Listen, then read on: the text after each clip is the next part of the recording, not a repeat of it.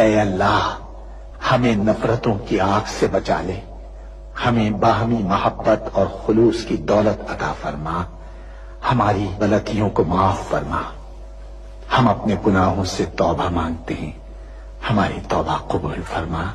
اے ہمارے رب، ہم سے بھول چوک میں جو قصور ہو جائے ان پر گرفت نہ فرما۔ مالک، ہم پر وہ بوجھ نہ ڈال جو تو نے ہم سے پہلے لوگوں پر ڈالے تھے۔ پروردگار، جس بار کو اٹھانے کی طاقت ہم میں نہیں ہے وہ ہم پر نہ رکھ، ہم سے درگزر فرما، ہم پر رحم کر۔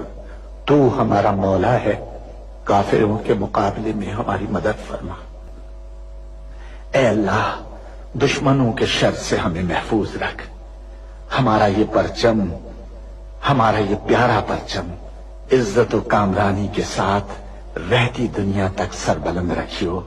اے اللہ، اپنے رحم و کرم سے اور اپنے فضل سے اس سرزمین پاک کو معدنیات اور قدرتی وسائل سے مالا مال فرما دے۔ اے اللہ، ہم سب کو حلال کی روزی حاصل کرنے کی توفیق عطا فرما۔ اے اللہ، ہماری سرزمین پاک کو ہر برائی سے پاک کر دے اور ہمارے ملک کو ساری دنیا میں عزت و شوکت عطا فرما دے، اور پاکستان کو صحیح معنی میں اسلام کا مضبوط قلعہ بنا دے۔